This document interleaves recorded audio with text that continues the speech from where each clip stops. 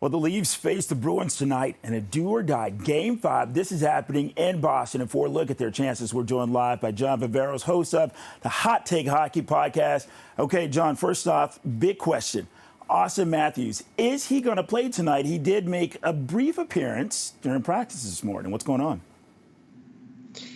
Yeah, Bakari, thanks for having me. It doesn't look good right now for Auston Matthews. There's a lot of signs, a lot of speculation around him not dressing for Game 5 tonight in Boston. I think when you look at the series as a whole, and whether you're questioning it right now or just something seeming a little fishy, Game 2 dominated, showed how he can take over a game. Then the rumors come out that he's battling an illness. You see Game 3, a different type of Auston Matthews. And then Game 4, we really noticed that he was off and didn't play in the third period of that game, got pulled for said illness. So whether it's an illness or more to it, Auston Matthews is not looking good for Game 5 tonight. That probably brings a lot of questions, but also who's to step up. So if you're a Leaf fan, you have some positives to look at, whether it's Joseph Woll potentially starting, Mitch Marner scoring that third period goal. And we've seen in the past when Matthews doesn't play for this team, the Leafs actually have a decent record, and Mitch Marner is usually the guy to step up. So hopefully that's a guy that can step up. But Auston Matthews not looking likely for tonight's game. Okay, well, with those positives that you mentioned,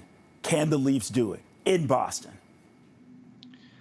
Well, there's some things to suggest that they can. So you look back in 2018, the Toronto Maple Leafs were in this exact spot against the Boston Bruins in the first round, down 3-1, heading back to Boston for Game 5, and they pulled it off, a 4-3 victory. But it was depth guys that actually stepped up. I mean, the core guys on the Leafs now were part of that team, but it was depth guys like Connor Brown, Andreas Johnsson, James Van Riemsdyk, Tyler Bozak at the time that scored big goals. So tonight, Game 5 in Boston, you've got Ryan Reeves with some big words heading into the game, saying they're not done yet. They're not heading to Cancun. Or you look at Max Domi, Tyler Bertuzzi, guys he brought in to play out that playoff style hockey. So these are the guys that really need to step up, whether it's the absence of Auston Matthews or just matching up against the Boston Bruins and what we've seen so far. Those are the positives to look at. And as I mentioned, sometimes it's just full out a momentum shift. Last year, the Boston Bruins were up 3-1 in the series against the Florida Panthers. They were the favorite. You switch goalies from Florida, and then they come back and win that series. So Florida was in the exact same situation Toronto is now. The Leafs are switching to Joseph Woll, it looks like, and maybe that's a momentum shift to get a game in Boston and then maybe make it a series. Okay, John, worst case scenario, we don't win Game 5 tonight. What happens Monday in the front office? Bakari, there's a lot of changes coming if you don't win this game tonight and ultimately don't win this series. I think when you look at the Toronto Maple Leafs, the core four, I mean, I'm wearing darker tonight, Bakari. This might be the end of an era, an end of a core four for the Toronto Maple Leafs. I think there's going to be some big moves. There's no movement clauses involved here, so you might have to do some convincing. But I think head coach probably moves on, and with the new CEO, Keith Pelly, coming in for MLSE, you probably look at Brendan Shanahan's timeline with the Toronto Maple Leafs here and see very limited success, and then maybe it's a change right from the top. So I do think if you don't win this series, and it's quite the mountain to climb, the Leafs are going to have a lot of changes from top to bottom. Okay, so John, we have about 30 seconds left. What do you want to say to the fans, to the audience right now as puck drop happens at 7 o'clock? Well, to a lot of Leaf fans I've talked to, kind of what I just said. If you lose the game tonight, at least you're getting the big changes that you've asked for. But if you win, Boston becomes really shaky, and there's some optimism among this fan base. I'm choosing to believe tonight because, as I said, you get those changes if you lose. If you win, maybe we ride the wagon and get a huge comeback. So Leaf fans still believe the series isn't over. Okay, John Viveiros, host of the Hot Take Hockey podcast, speaking to us live ahead of Game 5. Puck drop is in just about an hour. Thanks a lot, John. Thanks, Bakari. More on what could happen. We're joined live by John Viveiros, the host of the Hot Take Hockey podcast. John, it's great to see you. Thanks so much for joining us. Thank you for having me. So this is a real glimmer of hope after the Leafs won Game 5. How does the team use this newfound momentum to take Game 6? It's definitely a momentum shift. And I think when you look at the Leafs currently as it stands, no Auston Matthews. So you really had to come together as a team in that Game 5. And I really think they went off the momentum. Joseph Woll was, I mean, he just had a great performance. I think when you look at the overtime saves, the Leafs really kept building the momentum off of that. And when you change goalies mid-series, that's what you're hoping for. You're hoping for that momentum shift right off of the goalie's performance, and that's what the Toronto Maple Leafs got. So when you're looking into Game 6, and Sheldon Keefe kind of talked about that in that press conference, that they're not really looking at home ice versus away. They're looking at mindset. And for a head coach to say that, I mean, that's because the Toronto Maple Leafs haven't won on home ice yet in this series. And usually a coach would definitely specify that and make it known that they're confident and feeling good on home ice. But Sheldon Keefe didn't do that. So that's one thing when you look at the Toronto Maple Leafs. They have not won on home ice.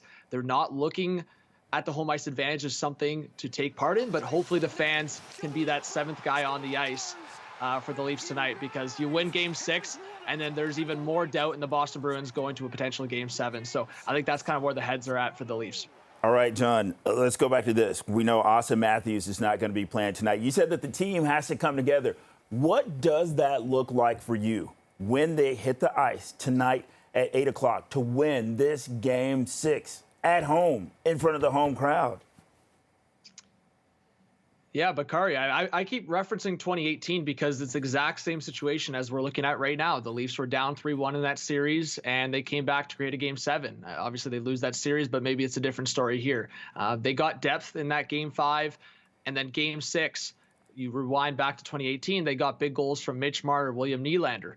Well, fast forward to 2024, those are the two guys the Leafs are going to be relying on tonight. John Tavares in overtime, Mr. Captain, was the guy that created the goal, and Matthew Knies putting it home to send the Leafs back home. And now you're expecting number 88, William Nylander, and number 16, Mitch Marner, to really step up here. You can only get so much from your depth. At some point, you have to get some scoring from your $11 million guys. Mitch Marner does have one goal on the board in the series. So those are two guys I'm really looking at. And then on top of that, I've talked about Joseph Woll. I mean, he deserves all the praise. A guy that played for Boston College, so he has that ties to Boston. And I mean, prior to the series, he didn't really have success against the Bruins. I believe he was 0-2-1 against the Bruins in this season. So you talk about in the playoffs, completely different story, and he comes into Game 5 with all the pressure and gets that victory. So I think with the momentum shifting, hopefully the Leafs can maybe do some favors for Joseph Woll here, because they haven't been able to get more than 2 goals against Jeremy Swayman when you look at the Boston Bruins net. So I do think, like I said, Mitch Marner, William Nylander, the core guys that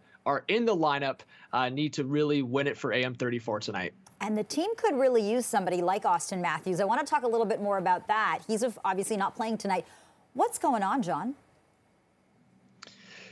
It's such a mystery, and it always is a mystery when it comes to playoffs. And I referenced the Tampa Bay Lightning with them getting eliminated. You always see a long list of injuries after the fact. You never find out during the series, and you never find out while the team's still in the playoffs. So my assumption, and you really don't want to make too much assumptions when it comes to an injury, is that there was an illness that took place about early mid last week, and there was potentially whether it was lower body or some low-key injury that occurred in Game 4 to take him out of the lineup. Because I think if you look at the progress of the series, he dominated in Game 2. Game 3, maybe still battling from that illness. Game 4, they removed him from the lineup, and he didn't play the third period. So I do believe something took place in that Game 4, and maybe he was still struggling with that illness, but something happened from him playing Game 4 to being taken out of that third period. And of course, he hasn't played since. So that's kind of what I have so far. And that's kind of what other